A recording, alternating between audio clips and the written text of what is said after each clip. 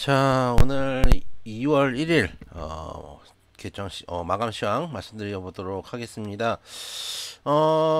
사실 저는 개인적으로 오늘처럼 FOMC를 앞두고 있으면은 조금 빠져주는 게 낫다고 생각하는 입장입니다. 왜냐하면은 그래야지 연준에서 할 수 있는 이야기들이 어느 정도 조금 긍정적인 얘기까지는 아니더라도 온도를 좀 줄일 수 있는데 어 오늘 올라간다고 설레발은 필패지만 올라간다고 나쁠 게 뭐가 있겠습니까? 일단 FOMC만 보면은 오늘 25EP 인상은 거의 확정적이다라고 보고 있습니다. 시장도 그렇게 보고 있고 저도 그렇게 보고 있는 상황이고 일단은 그렇게 하면은 파월이 이제 입방정을 떨겠죠. 왜 그러냐?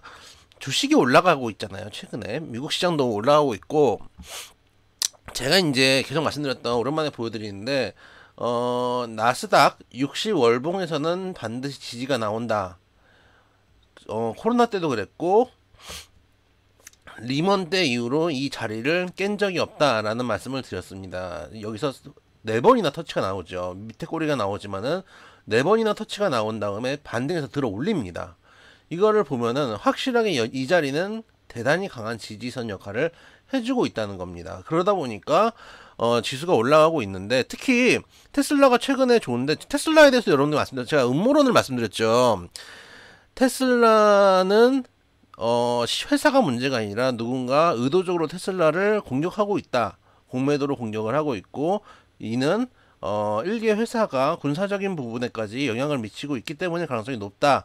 라는 말씀을 드렸습니다. 그러면은 그런 이유로 빠진다면 사실 매수 기회죠. 왜냐하면 회사가 문제가 있어서 빠지면 그 매도를 해야 되는 게 맞습니다. 앞으로 실적이 더 줄어들거나 또 앞으로 향후 모멘텀이 없어지거나 이런다면은 줄어드는 게 맞지만은 수급으로 인해서 꺾인다든지 아니면 일단 루머로 인해서 꺾인다든지 이래서 회사의 가치에 큰 영향이 없는데 수급적인 힘으로 꺾인다는 거니는 매수 기회인 경우들이 많이 있습니다. 그렇기 때문에 테슬라는 결국은 그 수급적인 요소를 극복하고 지금은 백슬라에서 올라가고 있는 모습을 보여주던 만큼 미국 시장도 좀 양호한 흐름들을 보여주고 있고 이러다 보니까 이제 주가가 많이 올라갔는데 주가가 올라간다는 얘기는 자산 가치가 올라간다는 얘기입니다. 자산 가치가 올라간다는 얘기는 소비의 여력이 커진다는 얘기겠죠.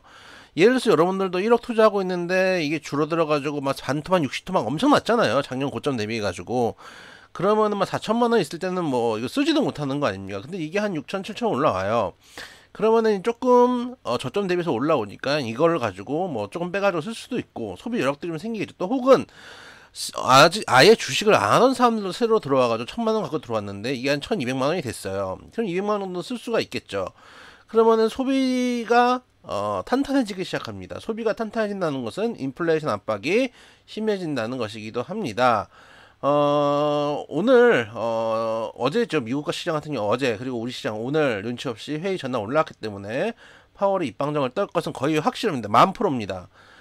다만 조금 다른 거는 투심 자체가 이미 어느 정도 개선이 된 상황입니다. 왜냐? 가장 투심에 영향을 많이 받는 게 코인입니다. 코인이 지금 올라오고 있거든요.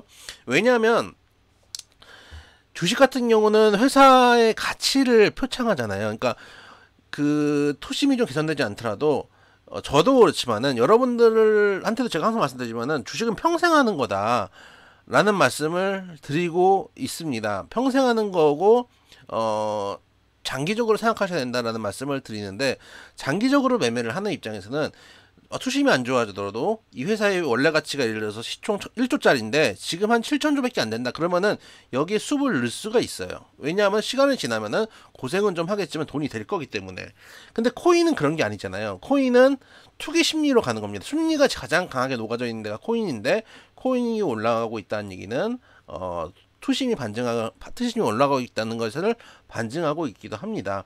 사실 파월이 소비력이 커지는 것을 부담스러워한다는 얘기는 반대로 얘기하면 사실은 솔직하게 얘기하면은 미국 시장이 다 가난해져야지 파월은 즐거워할 수도 있습니다. 연준은 너희들 가난해야지 인플레이션이 완화되는 거 아니냐 이겁니다. 사실은 어떻게 생각하면은 그래서 오늘 지나봐야 되겠지만은 투심 자체가 개선됐기 때문에 하루 이틀 정도 변동성이 나올 수도 있지만은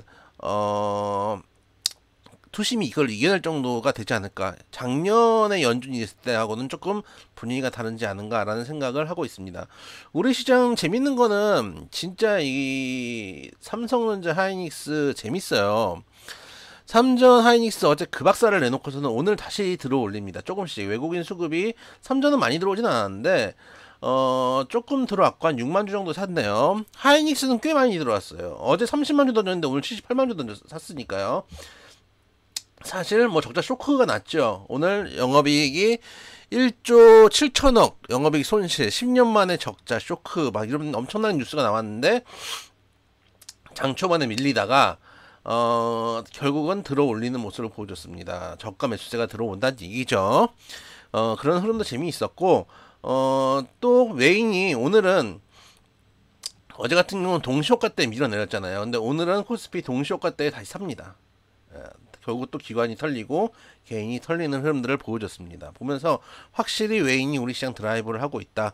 그리고 외인이 사기 시작하면은 우리가 지금 그 다른 방송들 보고 이제 요즘은 저도 이제 매매하고 하느라 방송을 많이 추천 안 하니까 그런 이제 전문가들 얘기를 많이 하더라고요. 외인들이 많이 샀기 때문에 조금 불안해하는 분들도 많이 있고 또 투심이 좀 줄어들 수도 있다. 매수가 줄어들 수도 있다. 매수가 줄어들 수 있는 건 맞습니다.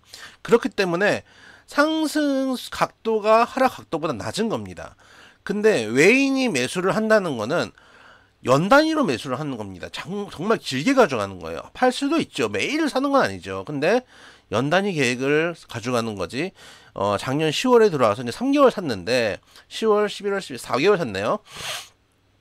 4개월 샀는데 벌써 포지션을 변경할 만큼 단기에 단기 차익 실현 정도만 나올 수 있지 벌써 포지션을 변경할 만큼 오래된 건 아닙니다. 기간이 4개월밖에 안 돼서 4년이 된 건 아닙니다. 그렇기 때문에 변동성이나 장기 차익 실현은 계속 있을 수 있겠지만은 크게 포지션 변경을 할 정도의 시장은 아니다라는 말씀 드려보도록 하면서 오늘 마감 지어보도록 하겠습니다. 오늘 어쨌든 FOMC 보고 내일 또 이야기를 좀 나눠보도록 하겠습니다.